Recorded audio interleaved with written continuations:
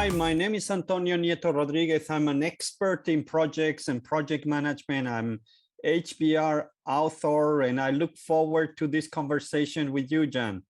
Antonio, thank you so much for making time join us on the Abby podcast. I'm very excited about this conversation, mainly because of most of my professional career is based on project management. I grew up, professionally in project management, led the PM teams for companies of various size. So I'm very excited about this conversation.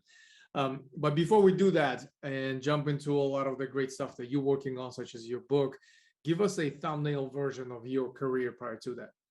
Sure, Jan. So a bit like you, I started in projects in a big consulting firm.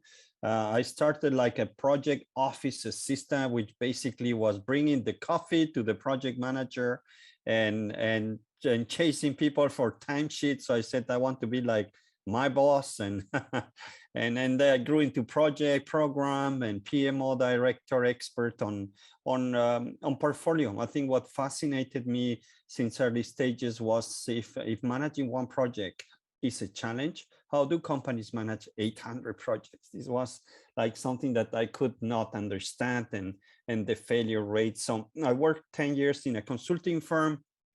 I felt like project management was not appreciated by the senior partners, and that was one of the reasons I had to leave. Is they thought project management was something very tactical, nothing that you could charge high fees for it. So that was already a turning point for me, where I say, how come these senior leaders don't understand the value? So this is already about 20 years ago. I started this quest to try to understand why project management has been ignored basically by senior leaders, by HBR, by other highly influential places. And so from consulting, I moved into banking. I did M&A work, integration work. And then from banking, I moved into pharma. So working on vaccines and now on sustainability. So I do have like a corporate role. And then I have like on my free time, I do I've been teaching for 20 years. I've been writing for many years. I'm kind of speaking about the value of project management to senior leaders around the world. So that's kind of my track record. Well, that's super exciting, very diverse background, and it resonates on so many levels from project management perspective. So thank you for sharing that.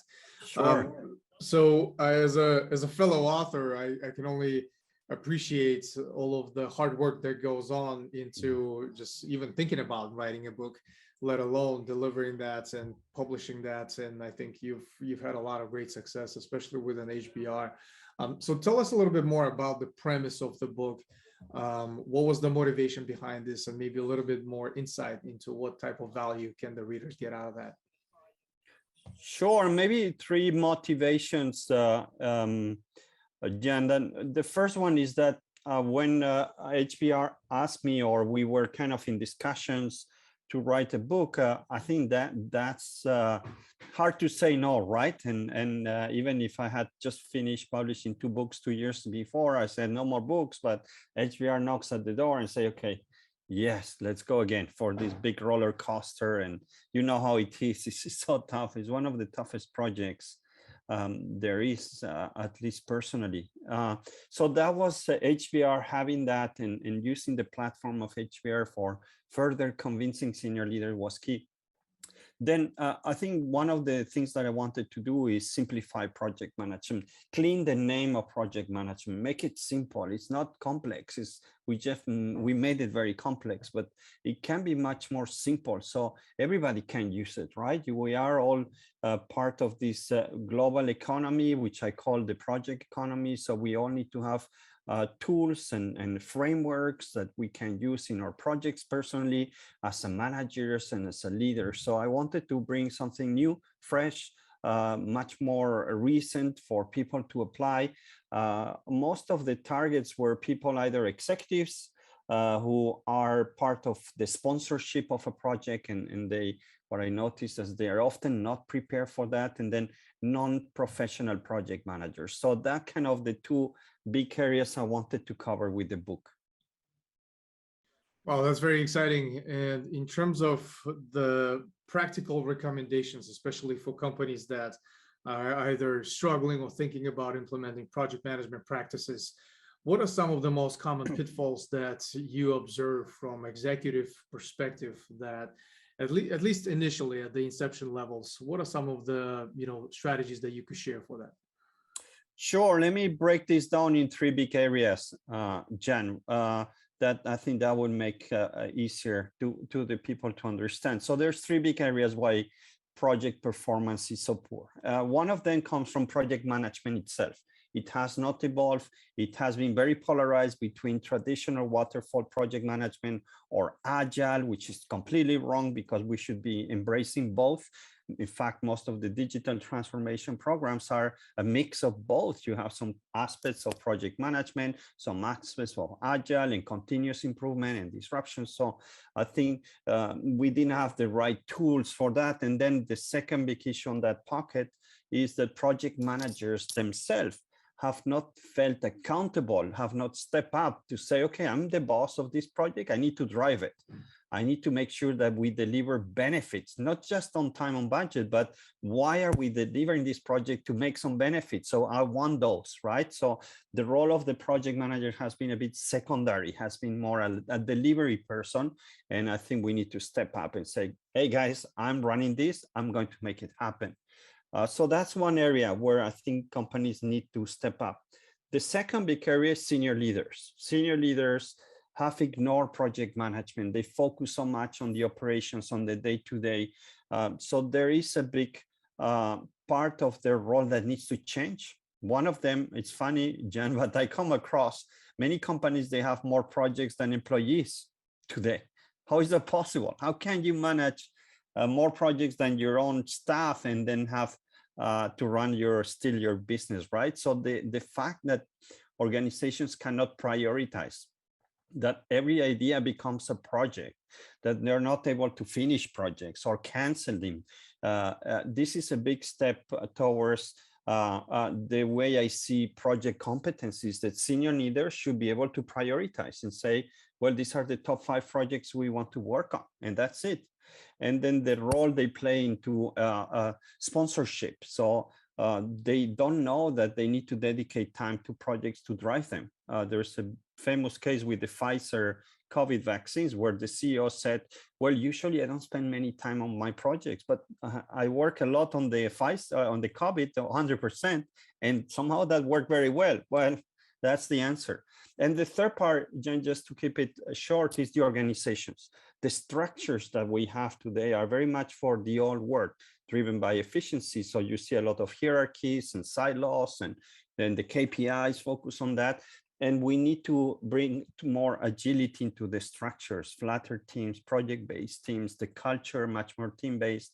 So that's the 3 angles: the project management, senior leaders, and the organization. Right, absolutely. And it's such a fascinating space, very complex. We could probably spend the rest of the podcast talking about that, but I appreciate the insights from that perspective. On the other side of the spectrum, a good portion of our listeners on Ivy Podcast are executives themselves, but also on the other side are early stage career professionals who are just getting into the trade. A lot of them are in project management space, so thinking about that route. In terms of aside from the obvious skills that project management really need, being extremely organized and being able to drive projects through the inception to the completion, what are some of the critical skills that you would invest yourself if you were starting out in project management yourself, especially in current markets, in current industry conditions? What are some of the thoughts from that perspective? Yeah, great question. Yeah, and I think that's something I've been asked a lot is, I'm a project manager, how can I evolve? I think there is a big element. Before, most companies were choosing project managers based on their technical skills, right? They can make a schedule, they can make a plan. And what you see now is that what we need is more the leadership part, right? So what I would say, if you're a young professional, develop your leadership skills. It's about engaging, motivating, negotiation skills, empathy, all these type of things that are possible to develop, but it requires a bit more insights on what are your strengths and weaknesses, and having a mentor or a coach or somebody to follow. That's absolutely a must if you want that. So I think we're moving really at this time, we're moving from management to leadership in this space. And then the second big area I think is care to understand or learn about where your project takes place. If you're working in a Bitcoin or know about Bitcoin technology, if you're working in a telecom, know about telecom and what's the strategy of your organization. In the past, we thought that the project manager didn't need to know the content. That strategy was enough you to make a plan and deliver. Today is one of the most fundamental competencies, because you connect your project to the strategy where the company is going, and you learn to talk the talk of your leaders and stakeholders. So that would be something that I highly recommend. So invest in reading and learning about the space you're working and how your project will contribute. I always make a small exercise with people in my classes or so. It's tell people around you what you're doing without mentioning the word project or project management. And that helps to say, okay, I'm changing my wording to talk to what really matters. So getting used to learn the language of your stakeholders, the executives, is so fundamental. Right, absolutely. Those are definitely very great observations. Thank you for sharing that. When we talk about virtual project management, or leading projects in a fully remote virtual capacity, especially this year, we've seen tremendous growth in that perspective. But it adds another layer of complexity for project managers who are leading those initiatives, especially when it comes to building meaningful relationships with the stakeholders, with the teams, with the sponsors, and so forth. What are your thoughts? I realize it's a very complex and loaded question, but in terms of being able to hit the ground running from the very beginning and be very efficient in managing your projects virtually, what are some of the thoughts or some of the recommendations that you can share from that perspective? Sure, it's a great question, and it's so actual, and you see that happening because everything is moving project based through Zoom or Teams, or so how can you be more efficient? I think what you said is so crucial, is don't skip the socializing part. Don't skip that trust building phase where you usually would do that at the beginning of the project, right? You get people that you've never met before, and the first thing you want to know is, who are they? What do they like? What are their hobbies? What's their personal life? Don't go straight into, this is the project, let's define the scope, let's do the WBS. And so I think one step that I recommend for project leaders is take some time to get to know the team and let the people know to each others, and talk about your personal interest and why are you here. And so that's something that actually is super important. The other thing that I do is, as communication is so crucial, and if you start missing people in your calls, then it becomes a hassle and impacts your project. What I do is an open session every Friday, for example. Everybody can join us. It's not just for the steering committee, it's anybody interested, anybody contributing, just to have a view on how we're working. So I've opened up using the technology for having more access. So you see people coming from different parts of the world who join your steering committee, who learn, who make questions. So I think that opening up helps a lot to create that engagement that you miss because you don't see the people. So just two things that I think can make a difference. Spend some time letting people know each other. Second, open up, use the technology in your advantage to reach more people. Right, absolutely. The other interesting space that we had seen a lot of challenges, especially in current market conditions, is all around talent acquisition and building a team of high performers, especially on projects, especially those that are leading those initiatives on a global scale. Every company struggles in that space. Share your thoughts for that, executives that are trying to build out world-class project management offices, yet they struggle to find the top talent to be able to do such. What are your recommendations from that perspective to be able to attract top talent in project management?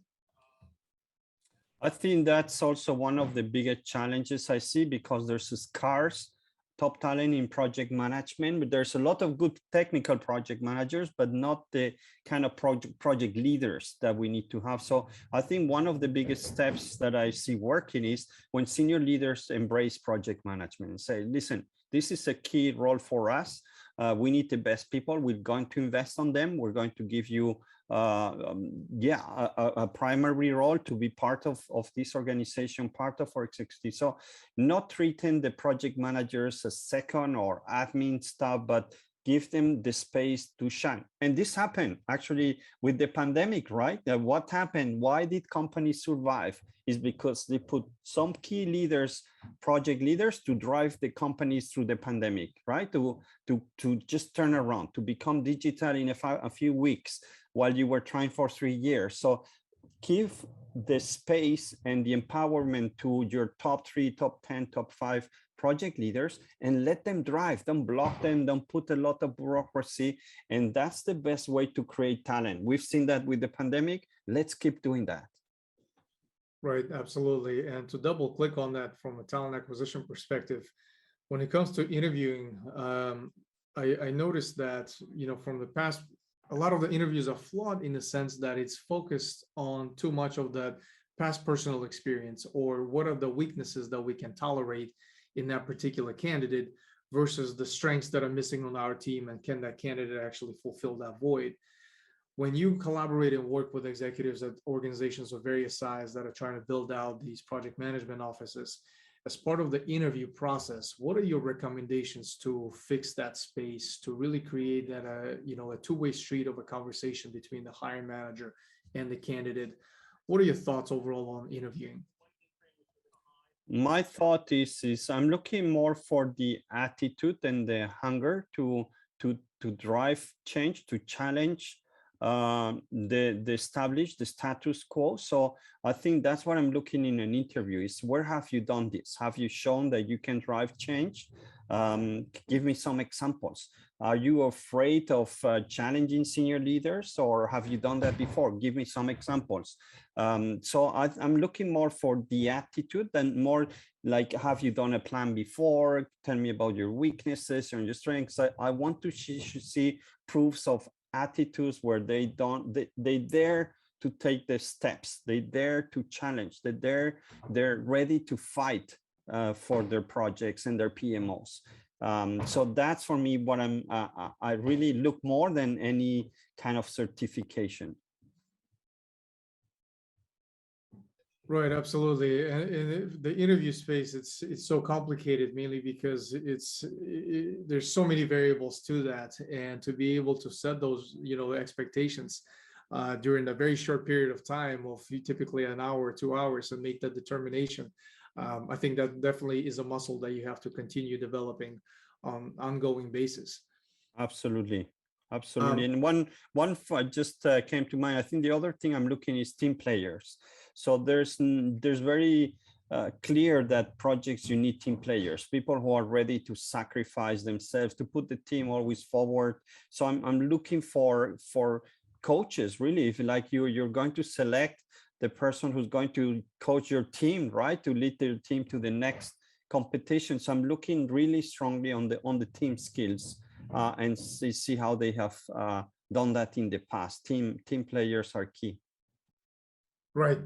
Absolutely. In terms of your content diet, or the resources that you consume on a daily basis to stay ahead of the curve, to keep yourself educated on all things project management, besides any particular books, what are the resources that you utilize on a daily basis? Share with us those. Well, I follow a few people, of course. Now it's so easy to get, everybody has a newsletter, right? So I like to follow Marshall Goldsmith on executive coaching, Rita McGrath on strategy, Roger Martin. But one thing I realized is that I have a weekly newsletter in LinkedIn. So it goes to, I don't know, 18, 19,000 people so far. And what I realized is that while you put some topics on the table, there's a bunch of exchanges afterwards, comments from people, and it's such a richness, because these people are just professionals, maybe not high profile figures, but wow, I learned so much from them as well. So I think the whatever platform that you use for interchange with the community, not just promotional. I think there's a bunch of promotional stuff that are just yeah, too messy. But if you look for content and exchange with your community, I love that. Every week I learn something new with my community. So that's a great source for me for inspiration on side of the other big thinkers. Yeah, that's a definitely very interesting perspective, especially utilizing the voice of your readers, the voice of your followers. I think that's all. It's Exactly. oftentimes overlooked space for some quality content. So definitely interesting perspective. In Exactly. terms of the trends that you are personally very excited about in project management, share with us those. Where do you see the trade of project management going in the next few years? What are some of the insights that you're very interested in? Well, I think that finally there's some recognitions that project management is not secondary, that everybody struggles with project. Now that I had the exposure from HBR, interesting, they often talk about agile and innovation and entrepreneurship, and most of the time we all don't need to be entrepreneurs or innovators all the time, but we do manage projects, and we all struggle from personal to a senior perspective. And so I find that people are recognized. The big difference now is that in the past, project manager was a small community, maybe 5% of an organization. Now everybody becomes project manager, everybody, because most of the operations are going to be done by robots and machines. And so there's a huge community that's coming into this space who need to learn to manage projects and work project based.